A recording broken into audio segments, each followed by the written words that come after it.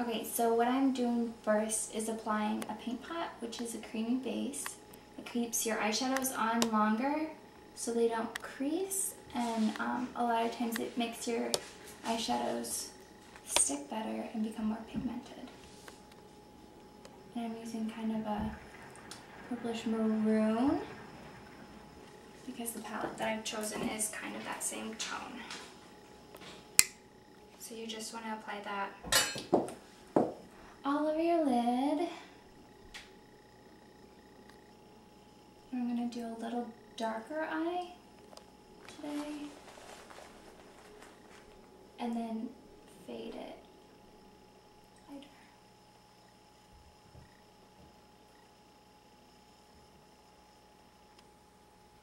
You want to make sure that this is blended into the crease since it's a darker color. You don't want it to just stop right at the crease. Okay, and then what I'm going to do is take this loose pigment and put it all over your lid.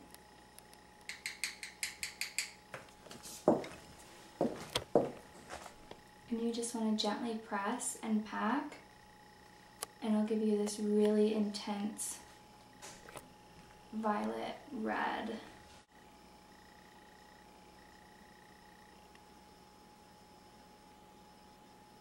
And then in the crease, I'm going to do a lighter purple. That's going to be a nice transition to your brow highlight. So I'm going to take this long fluffy brush and dip it in a couple more vibrant purples and start blending and fading out that crease by making just back and forth movements. Kind of windshield wiper movements. And this type of color, since it's red based, will make your green eyes just pop.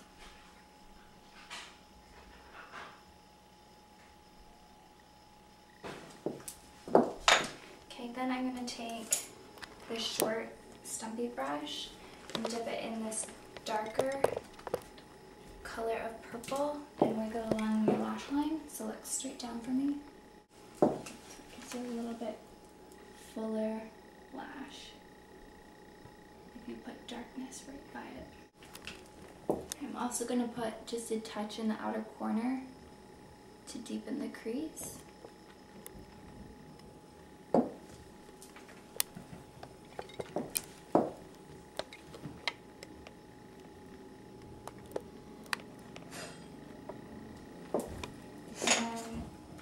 Blend that one out with, it's a little denser blending brush. It's not as light as the other one. The other one makes a nice crease since it's a lighter application, but this one is for the outer corner, so you want it a little heavier. Down here I like more circular motions to get that nice gradient. And then I want a nice light brow highlight.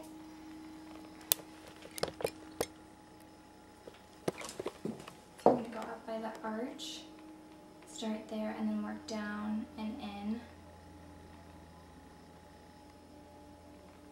fading into that medium color. It has just a little shimmer, so it makes that brow pop.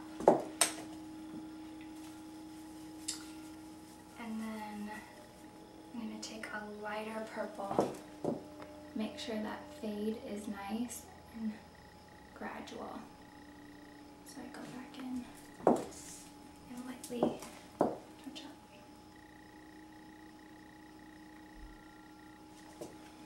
up. Okay. Then for underneath, I'm going to do a darker purple to look straight up. And you just want to get as close to the lash line as possible.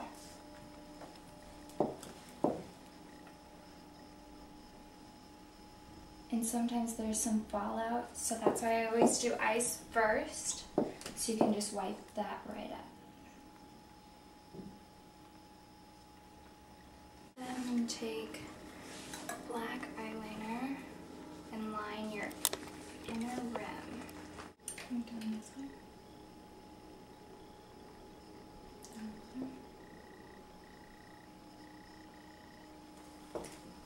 Do you normally wear a top liner too? Like a wing or anything?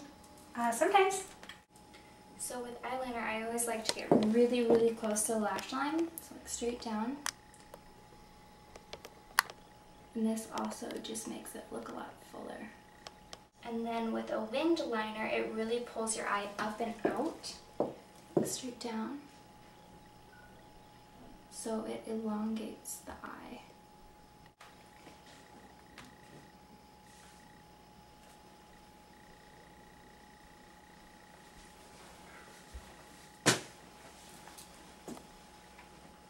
And if you're just starting out learning how to use liner, I would suggest wiggling it by your lash line and then going back through and making a nice clean sweep. A lot of times it's really hard to get like a straight line on the first shot. So yeah, if you just kind of make your little marks, it helps map it out. With a wing liner, it's really just a triangle, and you want to follow the underneath lash line up and then pull it back down straight. Look straight up.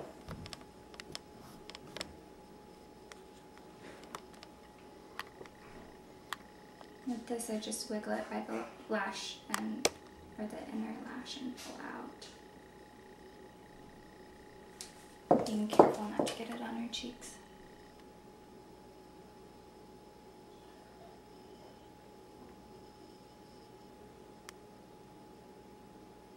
And then look straight down. And here I go on the top side, wiggling and then kind of curling and then pushing up from the underside.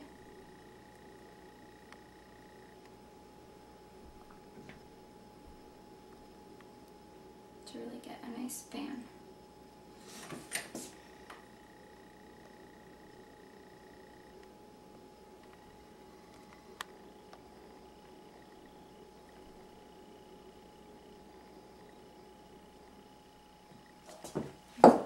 Okay, there's a little bit underneath, so look straight forward